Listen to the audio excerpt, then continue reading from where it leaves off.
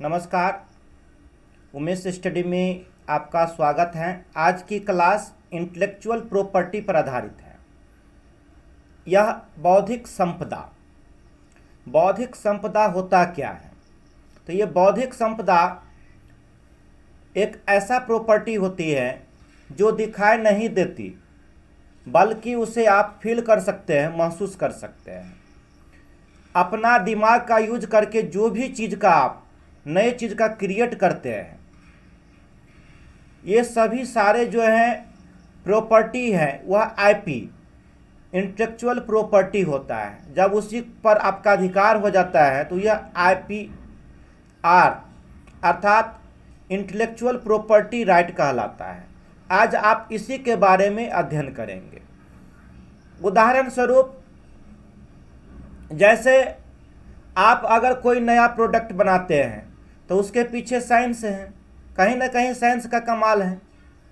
तो यह भी एक बौद्धिक संपदा है, यह भी इंटेलेक्चुअल प्रॉपर्टी कहलाता है। आपका बनाया गया नया प्रोडक्ट जो है कैसा दिख रहा है, वह भी उस पर आप अपना बुद्धि का इस्तेमाल किए हैं, तो ये भी इंटेलेक्चुअल प्रॉपर्टी है। और खुद का बनाया गया लोगो, नेम या टैगलाइन, ये सब जितने भी हैं सब बौद्धिक संपदा कहलाता है।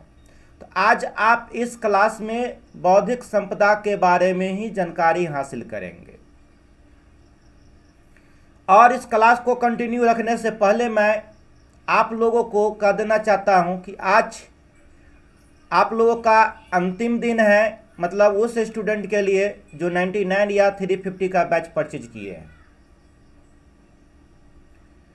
आप अपना रिन्यूअल 12 बजे रात से पहले कर लीजिए, नहीं तो आप अपने आप वहां से सॉफ्टवेयर से लॉग आउट हो जाइएगा।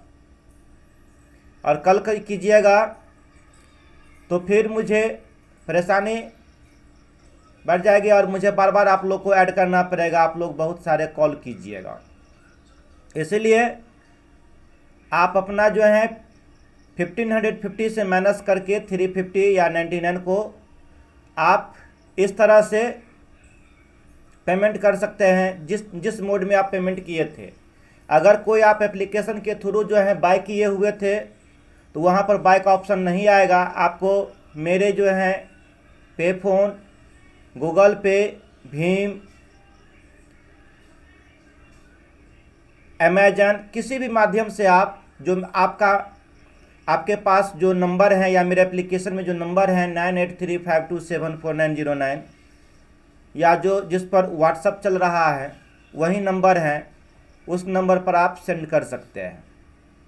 और सेंड करने के बाद आप अपना स्क्रीनशॉट भेजना नहीं भूलेंगे, अवश्य भेजेंगे, ताकि मैं वहाँ पर जो है टिक कर दूँ और आप जो है कंटिन्यू आपका बना रहे।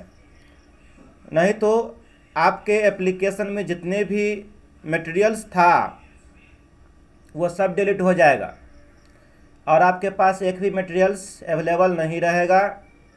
अगर इससे आप रुकना चाहते हैं, बचना चाहते हैं, तो आप पेमेंट कर दें। तो इसी प्रकार से आपकी क्लास चलेगी फिलहाल। और प्रत्येक शनिवार, सैटरडे और फ्राइडे को इम्पोर्टेंट क्लास हैं और प्रत्येक सैटरडे को अभी मैराथन क्लास चलेगा और प्रत्येक संडे को स्पेशल टेस्ट। और प्रत्येक दिन क्लास चल रही है। दुर्भाग्यवश कल क्लास नहीं चल पाई। मुझे अफसोस है। आप अपनी कंटिन्यूटी को बनाए रखने के लिए आप कृपया पेमेंट कर दें। और कल से एक नया बैच भी शुरू हो रहा है, तो अपने फ्रेंड्स या आपके कलीग जो भी हैं उनको आप सूचना दे दें कि कल से क्लास नया बैच जो है लाइब्रेरी साइंस का जो है उमेश स्टडी के माध्यम से शुरू किया जा रहा है, वह दोपहर 1 बजे।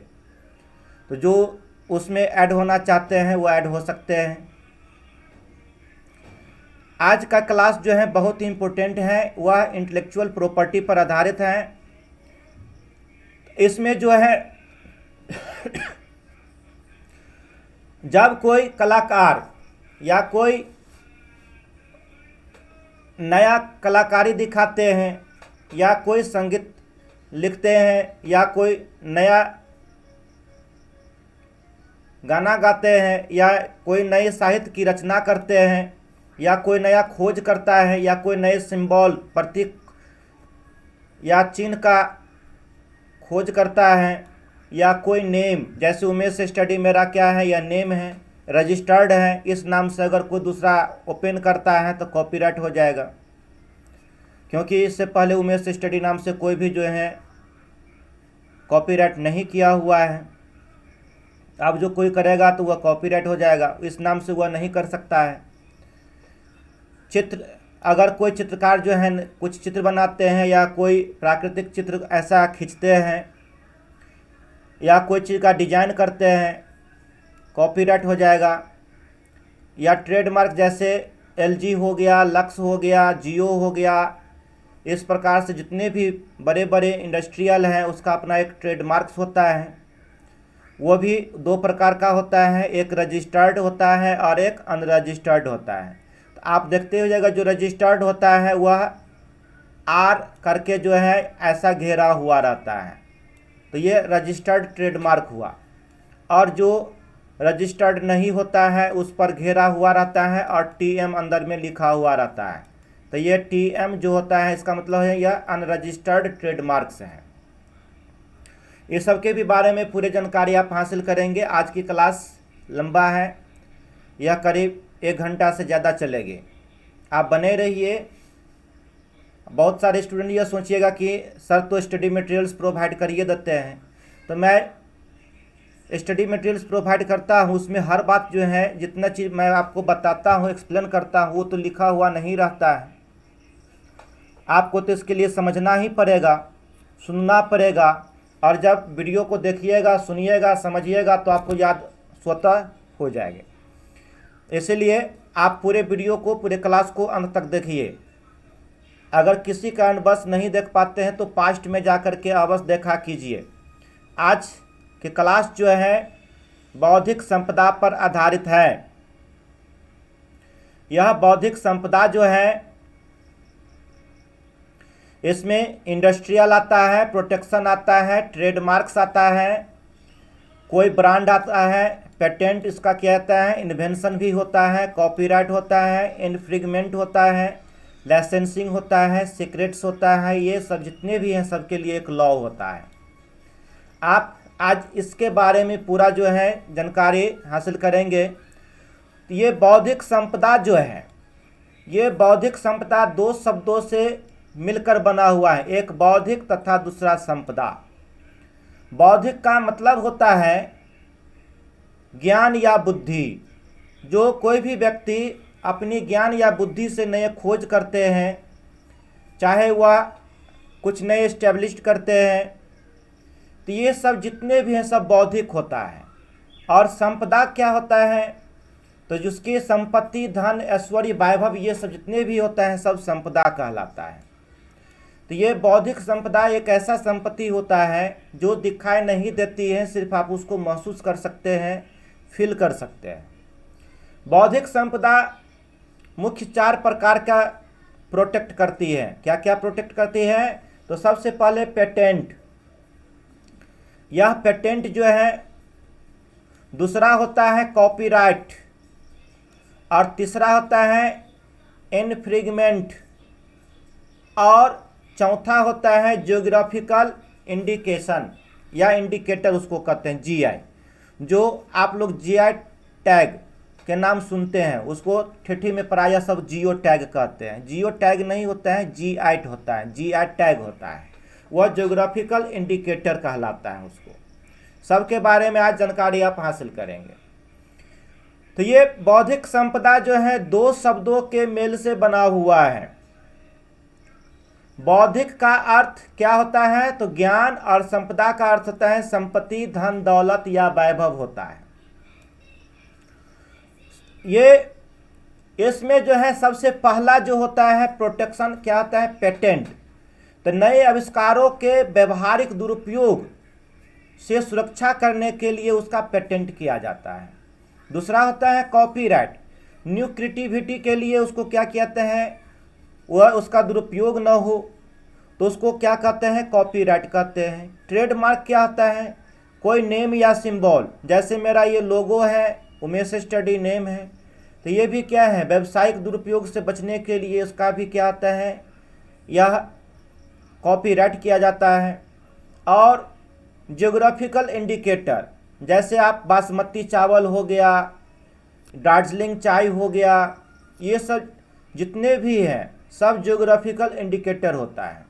सबसे पहला ज्योग्राफिकल इंडिकेटर जो है टैग, जीआई टैग मिलने वाला किसको दिया गया था, तो यह जो है सबसे पहले जो है दार्जिलिंग चाय को मिला था, भारत में सबसे पहले ज्योग्राफिकल टैग। आज इसके बारे में कंप्लीट जानकारी हासिल करेंगे, बहुत ही इंपॉर्टेंट क्लास है यह, और एक भी क्लास को आप मिस नहीं कीजिए, हर क्लास आपके लिए इंपॉर्टेंट है। तो यह बौद्धिक संपदा अधिकार मस्तिष्क की उपज है, इनमें सबसे महत्वपूर्ण होता है पेटेंट। तो ये आपका कोई भी क्रिएटिविटी या कोई भी नई खोज का दुरुपयोग न हो, उस दुरुपयोग को रोकने के लिए उसको क्या कहते हैं, पेटेंट किया जाता है। तो यह बौद्धिक संपदा अधिकार मस्तिष्क की उपज है, और उसका सबसे इम्पोर्टेंट होता है आपको पेटेंट। भारत सरकार ने राष्ट्रीय बौद्धिक संपदा अधिकार नीति को कब मंजूरी दी थी, भारत सरकार ने राष्ट्रीय बौद्धिक संपदा अधिकार नीति को 12 मई 2016 ईस्वी को, कब, 12 मई 2016 ईस्वी को क्या किया, मंजूरी दी थी। ये विपो का पूरा नाम क्या होता है, तो ये वर्ल्ड इंटेलेक्चुअल प्रॉपर्टी ऑर्गेनाइजेशन होता है, उसी को संक्षेप में क्या कहते हैं, विपो कहते हैं। विपो की स्थापना किस प्रावधानों के तहत की गई थी, तो यह स्टॉकहोम कन्वेंशन, ये स्टॉकहोम कन्वेंशन जो हुआ इसी के अंतर्गत जो है विपो की स्थापना हुई थी। और यह 26 अप्रैल को विश्व बौद्धिक संपदा दिवस मनाए जाते हैं, क्योंकि इसी दिन जो है इसकी स्थापना हुई थी, किसके, तो यह विपो के द्वारा। इंटेलेक्चुअल प्रॉपर्टी कितने प्रकार के होते हैं, तो यह 4 प्रकार के होते हैं, आपको मैं बता चुका हूं, आप बताइए नाम कौन सा है। तो सबसे पहले आता है पेटेंट का, दूसरा क्या आता है, कॉपीराइट का, तीसरा क्या आता है, ट्रेडमार्क का। ट्रेडमार्क का मतलब ये हो गया लोगो, जैसे एलजी का आप लोगो एल और जी लिखा हुआ दिखाई देता है, लक्स पर LUX होता है, मेरा ही क्या है, खुली किताब पर उगता हुआ सूरज। उसी तरह से जियो का JIO है। बहुत सारे ट्रेडमार्क्स हैं जिसके बारे में मैं जानकारी देने वाला हूं। और चौथा होता है ज्योग्राफिकल इंडिकेटर, तो यही 4 प्रकार के यह प्रोटेक्ट करता है। विपो का पूरा नाम आप समझ गए हैं, वर्ल्ड क्या होता है, इंटेलेक्चुअल प्रॉपर्टी ऑर्गेनाइजेशन होता है। ये तो नया नाम है, उसका पुराना नाम क्या था विपो का, तो विपो का पुराना नाम जो है United International Bureaux for the Protection of Intellectual Property, उसको बिरपी कहते हैं। तो आप इसको संक्षिप्त में बिरपी के नाम से आप उसको याद रख सकते हैं, बिरपी। तो विपो का यह पुराना नाम था। विपो का मुख्यालय कहाँ है, तो विपो का मुख्यालय जिनेवा में है। यह कहाँ है, तो स्विट्जरलैंड, कहाँ है यह, स्विट्जरलैंड, जिनेवा। विपो का गठन कब हुआ, तो विपो का गठन जो है, फॉर्मेशन जो है 14 जुलाई 1967 ईस्वी को हुआ। कब हुआ विपो का गठन, 14 जुलाई 1967 ईस्वी को, याद रखेंगे। और जब विपो का गठन हुआ तो इस समझौते पर जो है 51 देशों ने क्या किया, भाग लिया। इसमें कितना देश भाग लिया था, 51 देश।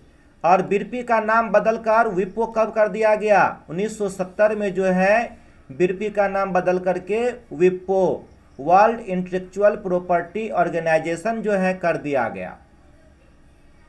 विपो को संयुक्त राज्य संघ की एजेंसी के रूप में कब मान्यता प्रदान की गई, तो विपो को जो है संयुक्त राज्य संघ की एजेंसी के रूप में जो है आपको 1974 ईस्वी में जो है मान्यता प्रदान की गई। और ये नेक्स्ट है, विप्रो ने विश्व संगठन के साथ सहयोग बढ़ाने के उद्देश्य से कब समझौता किया? तो ये विप्रो जो है पूरे विश्व में अपना पैठ रखने के लिए यह विश्व व्यापार संगठन के साथ, किसके साथ दोस्तों? विश्व व्यापार संगठन के साथ 1996 में एक समझौता कर लेता है और इस समझौता के तहत पूरे विश्व में यह पेटेंट, कॉपीराइट, ट्रेडमार्क्स और ज्योग्राफिकल इंडिकेटर को एक क्या किया जाता है? मान्यता मिल जाता है। बौद्धिक संपदा शब्द का आधुनिकतम उपयोग का उल्लेख कब मिलता है? तो यह 1888 ईस्वी में, ये 2 बार पूछा हुआ प्रश्न है कि बौद्धिक संपदा शब्द का आधुनिकतम उपयोग का उल्लेख कहाँ मिलता है, कब? तो यह 1888 ईस्वी में। यूडीआरपी पॉलिसी किसके द्वारा प्रारंभ की गई थी? तो यह यूडीआरपी पॉलिसी जो है, यह यूडीआरपी नीति, यह भी विप्रो के द्वारा ही आरंभ किया गया। भारत के शिल्पकारों के परंपरागत कौशल का उन्नयन किस योजना के द्वारा किया जाएगा? मतलब उसका जो है पुराना परंपरागत कौशल जो है उसका लुप्त न हो, तो यह उसका भी उन्नयन किया जाएगा। तो ये उन्नयन जो है आपको, यह उस्ताद योजना जो 2015 में लागू हुआ है, इसको श्री नरेंद्र मोदी जी जो है क्या किए हैं? लागू किए हैं। तो इस उस्ताद योजना के अनुसार जो है भारत के शिल्पकारों की परंपरागत कौशल उन्नयन का विकास किया जाएगा। बौद्धिक संपदा जो है, इंटेलेक्चुअल प्रॉपर्टी राइट, आईपीआर, इसको भी आप समझ लीजिए। तो आईपीआर, आई का मतलब होता है इंटेलेक्चुअल और इसमें होता है रिलेटेड टू माइंड थिंकिंग। आप अपने दिमाग में क्या सोचते हैं वह हो गया। और something created according to knowledge, और अपने ज्ञान के अनुसार आप उसकी क्या नया क्रिएटिविटी करते हैं, ये इंटेलेक्चुअल कहलाता है। और प्रॉपर्टी में जो है, जो मैंने प्रॉपर्टी बनाई वह आपके प्रॉपर्टी, इसमें आपके पैतृक प्रॉपर्टी भी आते हैं, बशर्ते वह क्या हो, आपके मतलब वंश के द्वारा भी उसका कॉपीराइट किया गया हो। तो यह आप पर तो नहीं होगा, लेकिन वह उसमें बताऊंगा कि कितने कितने वर्षों के लिए अलग अलग है सबका, आप समझिएगा। तो लेकिन इसमें जो होता है आईपीआर में, आपके द्वारा अर्जित प्रॉपर्टी, न कि आपके वंश के द्वारा, उस पर अधिकार आपका रहेगा अवश्य, ऐसा नहीं है, लेकिन वो आपका प्रॉपर्टी वास्तविक प्रॉपर्टी नहीं होगा। आर जो होता है राइट, जो प्रॉपर्टी बनाई उस पर किसका अधिकार होगा, आप उसमें उस पर आपको लिखना पड़ेगा। तो स्वाभाविक बात है, कोई भी अपने वंश पर ही लिखता है, अपने पुत्र या पुत्री को लिखता है। पुत्र या पुत्री नहीं रहता है तो जिसको अडॉप्ट किया रहता है उस पर लिखता है, उसको लिखता है। तो यही है आईपीआर। और यह आईपीआर की जरूरत क्यों होता है? तो आईपीआर की जरूरत जो होता है अपने प्रोडक्ट को मार्केट में चलाने के लिए, और उसका कोई नकल न कर सके। और आप जो उस पर मेहनत किए हैं, आप जो उस पर पैसा खर्च किए हैं, आप जो उस पर अपना माइंड लगाए हैं, आप उस वर्क के लिए जो दिन रात किए हुए हैं, इसका कोई कॉपी न कर ले, उसका कोई मिसयूज न कर ले। तो इस सब से बचाने के लिए आईपीआर क्या होता है? बहुत ज़रूरी होता है। और जब आप आईपीआर कर लेते हैं तो आपको क्या होता है इसका फ़ायदा? सबसे पहला जो है यह उस कंपनी का हो जाता है, उस पर पूरा का पूरा अधिकार उस पर होता है, उस कंपनी का या उस लेखक का या उस संगीतकार का या उस कलाकार का, माने जिस क्षेत्र का है उसका होगा। और उस कंपनी का गुडविल कैसा है वो भी आपको बताता है, कौन सी टेक्निक का यूज किया गया है सब उसमें लिखा हुआ रहता है। इस कंपनी का सोर्स क्या है, ऑनर्स राइट क्या है, उसका मालिकाना हक क्या है, अगर कोई इसका मिस यूज करेगा तो उसको मालिकाना हक भी देना पड़ता है। मिनिमम 3 मिनिमम जो है 6 महीना की सज़ा और मैक्सिमम 3 वर्ष की सज़ा है। और दंड स्वरूप भी है, पैसा भी देना पड़ता है, लगता है। तो ये सब है। और आईपीआर में जो होता है कुछ वर्क नहीं आता है, जैसे परमाणु बम का खोज करना, कोई हथियार वगैरह बनाना, ये सब जो है वो सब के जो है इसमें नहीं आता है। इसमें आईपीआर के अंतर्गत में आएगा क्या क्या, तो आपको मैं ऊपर में बता चुका हूँ। चाहे म्यूजिक हो, लिटरेचर हो, या वर्ड हो, फ्रेज हो, सिंबल हो, या कोई डिजाइन हो, या पेटेंट हो, या कोई पोएम है, या कोई बुक है, या कोई ऑथर कोई स्टोरी लिखता है, या नॉवेल लिखता है, या कोई सिनेमा का जो है वह लिखता है, अपना आर्टिकल डिजाइन करता है। ये सब जितने भी हैं सब जो है यह आईपीआर के अंतर्गत आता है। भारत में जो है सबसे पहला, भारत में जब कॉपीराइट अधिनियम बनाया गया तो बौद्धिक संपदा अधिकारों की रक्षा के लिए कानूनों को देश भर में लागू किया। कब किया गया? 1957 में। और भारत में कौन सा अधिनियम सभी प्रकार के औद्योगिक डिजाइन को संरक्षण प्रदान करता है? तो ये डिजाइन अधिनियम 2000। यह जब यह अधिनियम बना तो इससे जो भी डिजाइन है उसके क्रिएटिविटी को प्रोटेक्शन मिल गया। तो भारत में कौन सा अधिनियम सभी प्रकार के औद्योगिक डिजाइन को संरक्षण प्रदान करता है? तो ये 2000, डिजाइन अधिनियम 2000।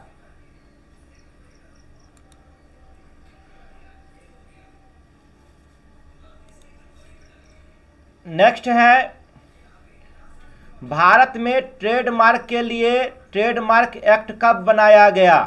तो ये 1999 ईस्वी में भारत में ट्रेडमार्क के लिए ट्रेडमार्क एक्ट जो है बनाया गया। नेक्स्ट है, भारत में वस्तुओं को भौगोलिक संकेतक अधिनियम कब से लागू किया गया? 2003 ईस्वी से। भारत में वस्तुओं का भौगोलिक संकेतक अधिनियम कब बनाया गया? तो 1999 ईस्वी में। भारत में सर्वप्रथम कब भारतीय पेटेंट और डिजाइन अधिनियम बनाया गया? 1911 ईस्वी में। भारतवर्ष में 1975 में इस संगठन का सदस्य बना था। भारत जो है किसका? विपो का सदस्य कब बना? 1975 ईस्वी में। और मराकेश संधि क्या है? तो वह इस संधि के आधार पर कोई भी बुक को ब्रेन लिपि में विकलांगों या दृष्टिविहीनों के लिए लिखा जा सकता है, वह कॉपीराइट के अधीन नहीं आएगा। तो यह मराकेश संधि जो 2013 में हुआ, इसको अपनाने वाला सबसे पहला देश भारत है। भारत जो है सबसे पहले इस पर वर्क किया। मराकेश संधि होता क्या है? तो मराकेश संधि, इस संधि के मुताबिक किसी किताब को ब्रेल लिपि में छापे जाने पर इसे बौद्धिक संपदा का उल्लंघन नहीं माना जाएगा। और राष्ट्रीय बौद्धिक संपदा अधिकार नीति को भारत सरकार द्वारा कब शुरू की गई? 12 मई 2016 को। वर्तमान में कितने देश विपो का संगठन के सदस्य हैं? 193। कुछ राइटर आपको इसको 191 लिखा हुआ है, जो यह गलत है। अब कितना हो गया है? 193 हो गया है। यह बदलता रहता है, प्रत्येक साल कुछ न कुछ ऐड हो जाता है। तो 2021 तक जो है अभी वर्तमान में विपो संगठन के कितने देश सदस्य हैं? तो 193 देश इसका संगठन है। वह प्रॉपर्टी जो दिखाई नहीं देती बल्कि महसूस की जा सकती है, उसे क्या कहते हैं? इंटेलेक्चुअल प्रॉपर्टी कहते हैं, आईपी कहते हैं। और विश्व बौद्धिक संपदा संगठन का मुख्यालय कहाँ है? तो जिनेवा, स्विट्जरलैंड में है। विश्व बौद्धिक संपदा संगठन के सीईओ कौन है? तो डैरन टैंग है। विश्व स्तर पर वर्ल्ड इंटेलेक्चुअल प्रॉपर्टी डे यानी विश्व बौद्धिक संपदा दिवस कब मनाया जाता है? 26 अप्रैल को। स्वतंत्रता के बाद भारत में कब पेटेंट अधिनियम बना? 1970 में। कब बना? 1970 में। स्वतंत्रता के बाद भारत में कब पेटेंट अधिनियम लागू किया गया? 1972 ईस्वी में लागू किया गया। स्वतंत्रता के बाद भारत में कब पेटेंट अधिनियम लागू किया गया? तो 1972 ईस्वी में। डिजिटल माहौल में लेखकों के कार्य और उनके अधिकारों के संरक्षण का कार्य कौन करता है? विपो कॉपीराइट ट्रीटी। ये विपो कॉपीराइट संधि जो है यही लेखकों के कार्य और उनके अधिकारों को संरक्षण प्रदान करता है। अगर यह नहीं रहेगा तो कोई भी उसका नकल कर लेगा। उस किसी भी राइटर के कोई भी कंटेंट को किसी भी तरह से तोड़ मरोड़ करके पेश करना, अगर कोई उसका मिसयूज करता है, किसी भी प्रकार से तोड़ मरोड़ करता है, तो वह जो है इन्फ्रिंजमेंट कहलाता है। इसके बारे में मैं पेटेंट में बताने वाला हूं। अब पेटेंट क्या है? ये देख रहे हैं ना, ये सिंबल है, पेटेंट का सील होता है, ये मोहर होता है पेटेंट का। पेटेंट होता क्या है? तो एक ऐसा कानूनी अधिकार होता है जो किसी व्यक्ति या संस्था को किसी विशेष उत्पाद, खोज, डिजाइन, प्रक्रिया या सेवा के ऊपर अधिकार देता है। और पेटेंट प्राप्त करने वाले व्यक्ति के अलावा यदि कोई व्यक्ति या संस्था इनका उपयोग बिना पेटेंट धारक की अनुमति के बिना करता है तो ऐसा करना कानूनन अपराध माना जाता है। जैसे मेरे द्वारा ही जो यूके और यूएसए में रिसर्च पेपर जो मेरा पब्लिश्ड है, उस कंटेंट को अपने में शामिल करने के लिए मुझसे रिसर्चर जो है या साइंटिस्ट जो है ईमेल करते हैं और मैं यहाँ से उनको ऑथोरिटी देता हूँ, उसको मैं, और वह उस पर जो है लिखते हैं। लेकिन जहाँ पर यूज करेंगे वहाँ पर वह मेरा साइट करेंगे कि उस पेपर से यह भाग को लिया गया है। आप अगर विकिपीडिया या किसी चीज़ पर यूज करते होइएगा, पढ़ते होइएगा तो देखते होइएगा एक टेक्स्ट के ऊपर में 1 2 3 4 इस तरह से छोटा सा नंबर लिखा हुआ रहता है। जब उस पर क्लिक कीजिएगा तो वह आपको साइटेड पर ले जाएगा कि कहाँ से लिया गया है। तो ये ऑर्डर लेना पड़ता है, अन्यथा वह कानून अपराध माना जाएगा। वह किस प्रकार के कानून अपराध माना जाता है? तो वह इन्फ्रिंजमेंट कहलाता है। और इंटेलेक्चुअल प्रॉपर्टी राइट आईपीआर के तहत 3 कैटेगरीज में पेटेंट के लिए अप्लाई किया जा सकता है। सबसे पहला यूटिलिटी पेटेंट होता है, यह सबसे आम किस्म का पेटेंट होता है। अगर पूछा जाए कि सबसे आम किस्म का पेटेंट कौन होता है तो यूटिलिटी पेटेंट होता है। जब आप कोई नया सॉफ्टवेयर या दवा या केमिकल या किसी तरह के उपयोग की जाने वाली वस्तु बनाते हैं तो यह यूटिलिटी पेटेंट के अंतर्गत में आता है। यह सबसे साधारण होता है। एक होता है प्लांट पेटेंट, यह किसी खास किस्म के पौधा को उगाते हैं, चाहे वह फसल के लिए हो या हाइब्रिड पौधा के लिए हो, तो उसका उत्पादन के कानूनी अधिकार के लिए प्लांट पेटेंट किया जाता है। तो ये प्लांट पेटेंट होता है। और एक होता है डिजाइन पेटेंट, जैसे मिथिला पेंटिंग बहुत फेमस है, उसको भी पेटेंट किया गया है। चाहे घर की हो या कार की हो या कोई वस्तु की हो या कोई डिजाइन की हो। जैसे ताजमहल का है तो सेम ताजमहल के डिजाइन में कोई भी कहीं पर भी नहीं बनाया जा सकता है क्योंकि वह डिजाइन पेटेंट है। रेड फोर्ट है, उसका भी जो है डिजाइन नहीं बना सकता है कोई दूसरे जगह, सेम हूबहू नहीं उतार सकता है क्योंकि यह डिजाइन पेटेंट के अंतर्गत आता है। पेटेंट का शब्द किस भाषा से आया है? तो यह लैटिन के लिटरेले पेटेंट से आया हुआ है। और पेटेंट का अर्थ होता है खुला। क्या होता है? खुला। पेटेंट को हिंदी में क्या कहते हैं? तो पेटेंट को हिंदी में एकस्व कहते हैं। यह भी पूछता है एकस्व क्या होता है, तो पेटेंट का हिंदी होता है। और लिटरे पेटेंट्स का शाब्दिक अर्थ क्या होता है? तो लेटर्स पेटेंट्स, अर्थात उसको खुले पत्र कहते हैं। लेटर्स पेटेंट ये मतलब किस शब्द से? तो लैटिन भाषा से, किस? लिटरे पेटेंट से आया हुआ है। और पेटेंट शब्द सर्वप्रथम किसके द्वारा पारित किया गया था? तो देखिए यह 14 मार्च 1774 ईस्वी को वियना सीनेट, ये वेनेटिन सेनेट के द्वारा जो है क्या हुआ था, इसको पारित किया गया था। कब? 14 मार्च 1474 ईस्वी में ही।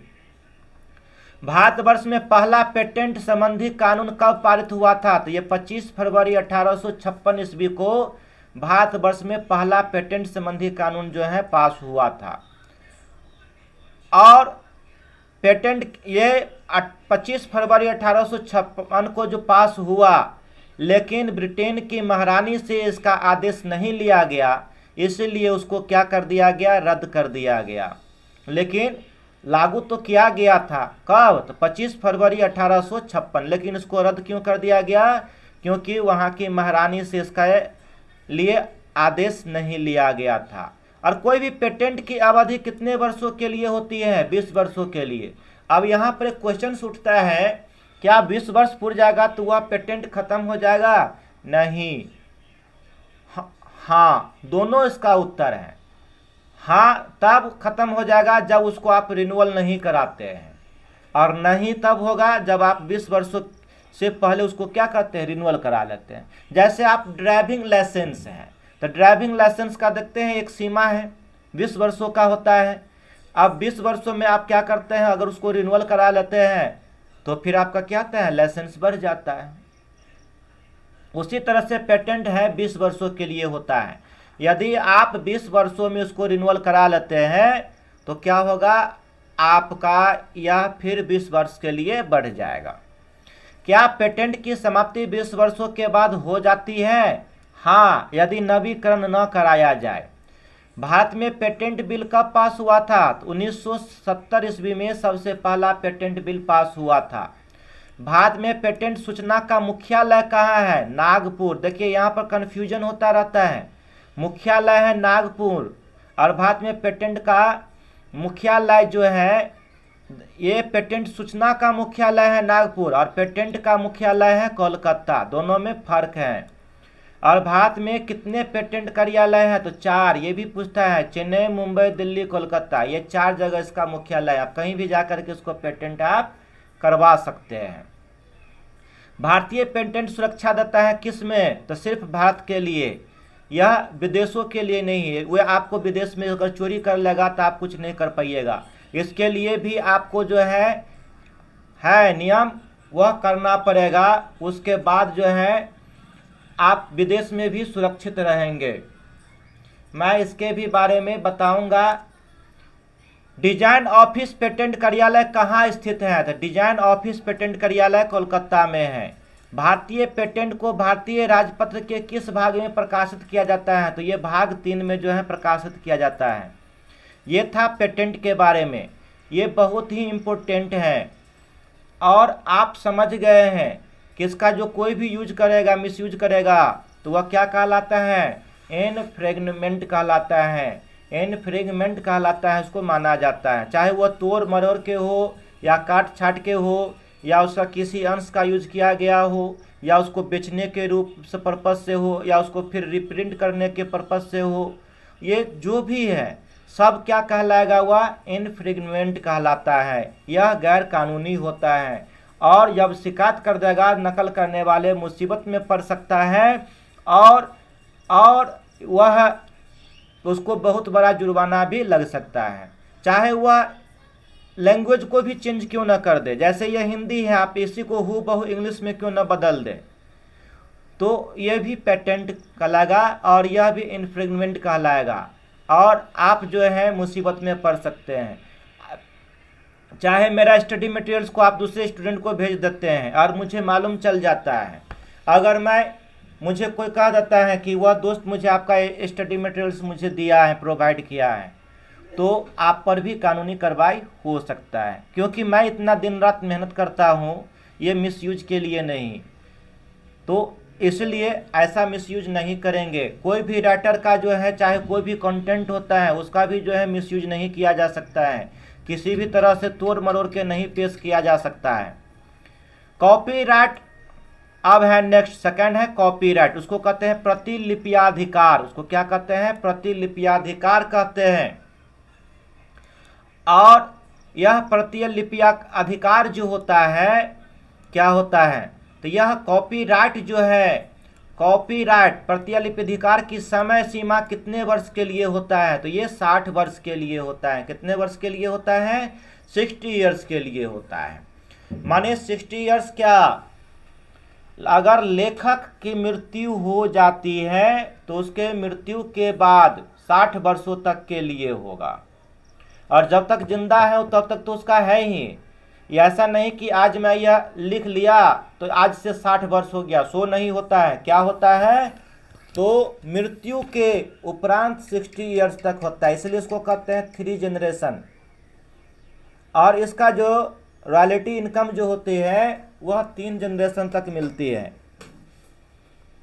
कॉपीराइट प्रतिलिपियाधिकार की उल्लंघन पर कितने वर्ष की सजा है, तो न्यूनतम 6 महीना और अधिकतम 3 वर्ष। और भारतीय सेंसर बोर्ड की स्थापना किस वर्ष में की गई थी, 1952 ईस्वी में। कॉपीराइट का एक बंडल ऑफ राइट है जो दिया जाता है किसको, ऑनर हो या क्रिएटर हो, इसको एक बंडल ऑफ राइट दिया जाता है। भारत में कॉपीराइट लागू करने की सहमति राष्ट्रपति से कब मिली, राष्ट्रपति से 4 जून 1957 ईस्वी को मिली, लेकिन लागू कब किया गया, 21 जनवरी 1958 में इसे लागू किया गया। और भारत में 4 जून 1957 से पहले के कोई भी कार्य किसके अधीन है, तो यह इससे पहले का कोई भी कार्य जो है ब्रिटेन के कॉपीराइट अधिनियम 1911 के अंतर्गत आता है, क्योंकि उस समय शासन किसका था, अंग्रेजों की शासन थी, इसलिए यह कॉपीराइट किसके अधिनियम के अंतर्गत है, ब्रिटेन के कॉपीराइट अधिनियम के अंतर्गत है। भारतीय कॉपीराइट में अभी तक कितने बार संशोधन हो चुका है, तो 6 बार, जिसमें सबसे अधिक संशोधन जो है 2012 ईस्वी में हुआ है। कॉपीराइट बोर्ड का सचिव कौन होता है, तो कॉपीराइट बोर्ड का सचिव कॉपीराइट का रजिस्ट्रार ही उसका क्या होता है, सचिव होता है। देखिए वीडियो को बार बार सुनिएगा तो अब बस ही याद हो जाएगा। आप स्टडी मटेरियल से भी या कॉपी में कितने बार भी पढ़िएगा ना तो उतना याद नहीं होगा, इसलिए हर वीडियो को आप जो है बार बार सुनने का कोशिश कीजिए। मैं भी धीरे धीरे जो है आप लोगों के लिए क्वालिटी में इम्प्रूव कर रहा हूँ। मेरी भी यह संस्था अभी नई है ऑनलाइन मोड में, इसलिए थोड़ा जो है मैं आप लोग का डिजिटल का जो है बोर्ड का सेवा नहीं दे पा रहा हूँ अभी, लेकिन क्वालिटी में कंटेंट्स में कोई कमी नहीं कर रहा हूँ, किसी से भी ज़्यादा मैं कंटेंट्स देता हूँ। और आपको मैं चैप्टर वाइज जिस आधार से बता रहा हूँ, अगर आप इसके आधार पर चलेंगे तो आपका एक सिलेक्शन जो है सिक्योर है। आप विश्वास ना करें वो अलग बात है, क्योंकि मैं हनुमान तो हूँ नहीं कि सीन ना चीर करके मैं आपको क्या करूँ, दिखा दूँ। भारत में कॉपीराइट का मुख्यालय कहाँ है, तो द्वारका दिल्ली में है। कहाँ है, द्वारका दिल्ली में है। बिना ऑनर की परमिशन के कॉपीराइट कंटेंट की चोरी कर लेना क्या कहलाता है, कॉपीराइट ऑफ इन्फ्लिंजमेंट कहलाता है।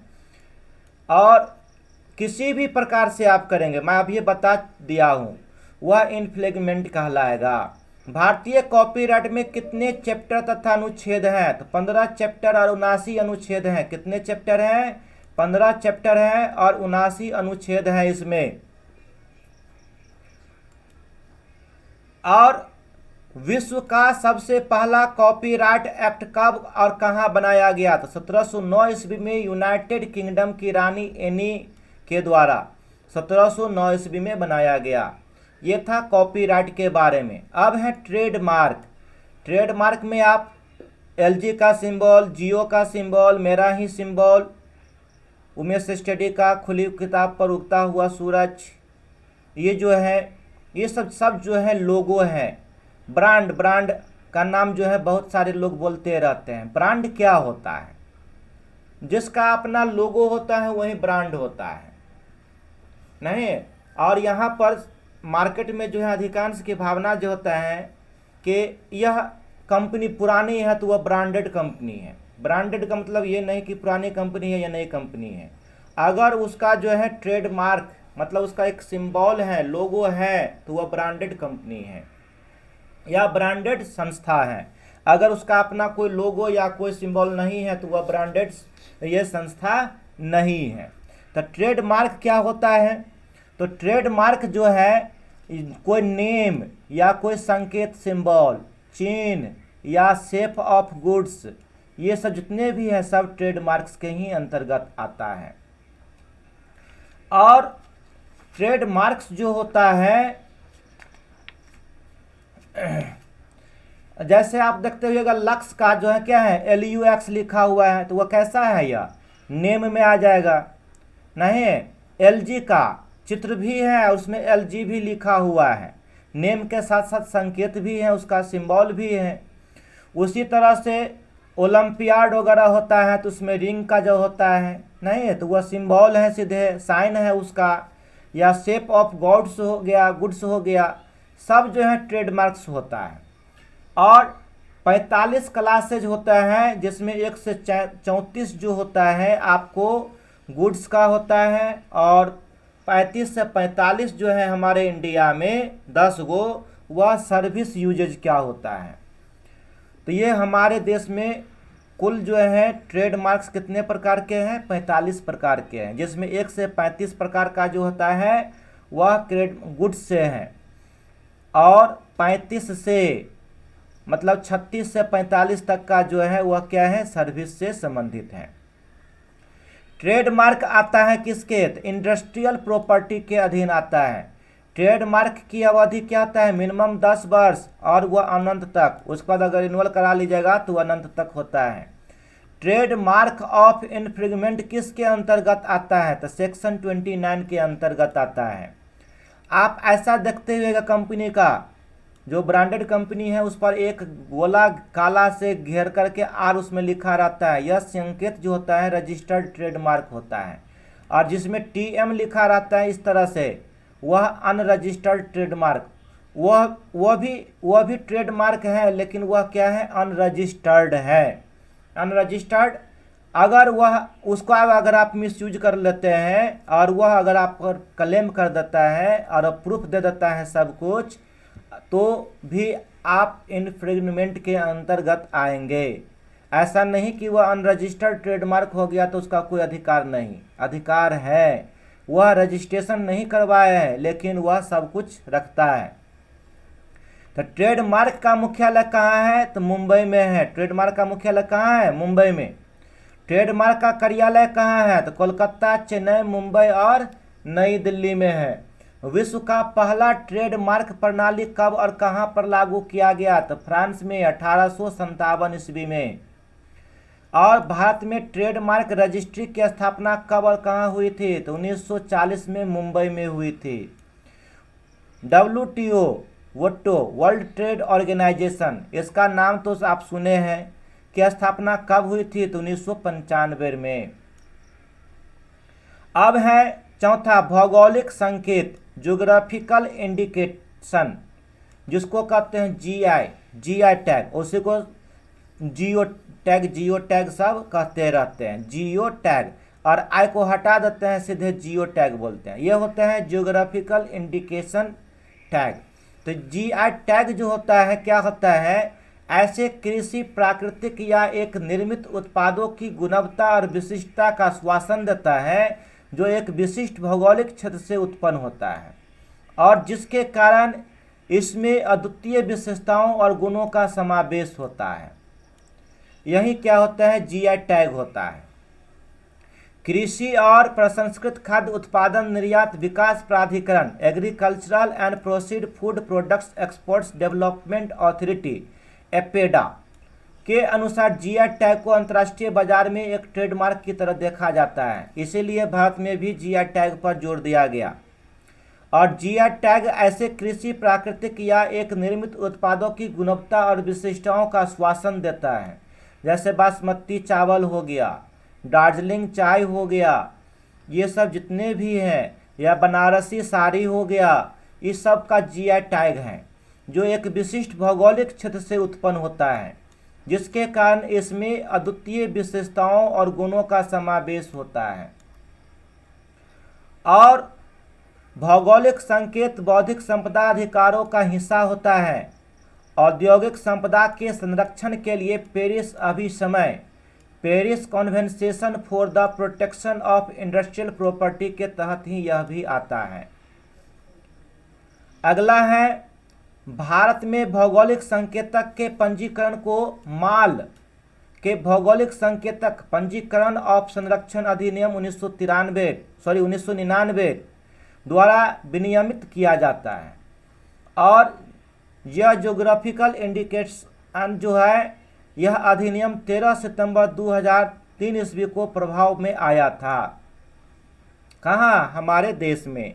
इसका विनियमन भौगोलिक पंजीयक रजिस्ट्रार ऑफ ज्योग्राफिकल इंडिकेशन द्वारा किया जाता है। और भौगोलिक संकेत रजिस्ट्री का मुख्यालय कहाँ है? चेन्नई, तमिलनाडु में है। और एक भौगोलिक संकेतक का पंजीकरण कितने वर्षों के लिए होता है? 10 वर्षों के लिए। और उसको फिर जो है आप क्या करेंगे? रिन्यूअल कराएंगे, तब आपकी वैलिडिटी जो है फिर क्या होता है? बढ़ जाता है। और जीआई टैग से लाभ क्या है? क्यों जीआई टैग जरूरी है? तो जीआई टैग किसी क्षेत्र में पाए जाने वाले उत्पादन की कानूनी संरक्षण प्रदान करता है। जीआई टैग के द्वारा उत्पादों के अनधिकृत उपयोग पर अंकुश लगाया जा सकता है। यह किसी भौगोलिक क्षेत्र में उत्पादित होने वाली वस्तुओं का महत्व बढ़ा देता है। जीआई टैग के द्वारा सदियों से चली आ रही परंपरागत ज्ञान को संरक्षित एवं संवर्धन किया जाता है।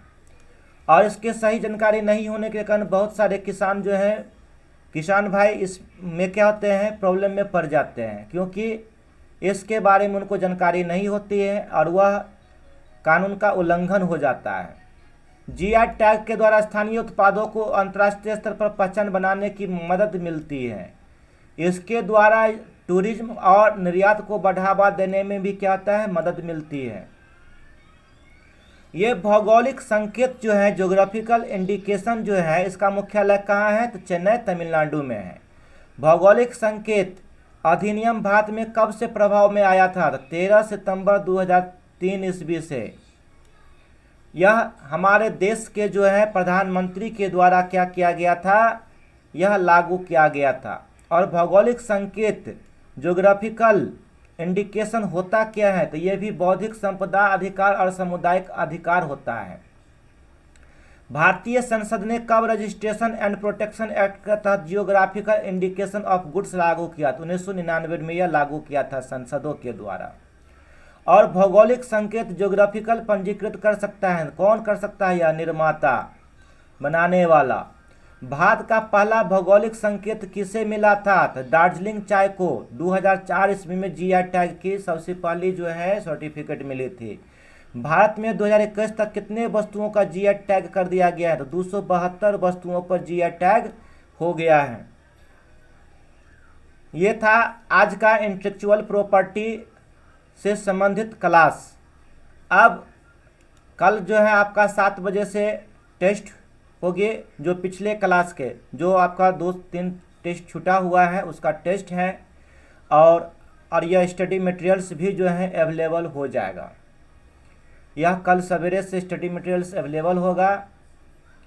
और जो पेमेंट नहीं किए हैं वह पेमेंट कर दीजिए, ताकि जो है यह स्टडी मटेरियल्स वगैरह भी आपको, और जो पहले का है सब आपके पास बचा रहे।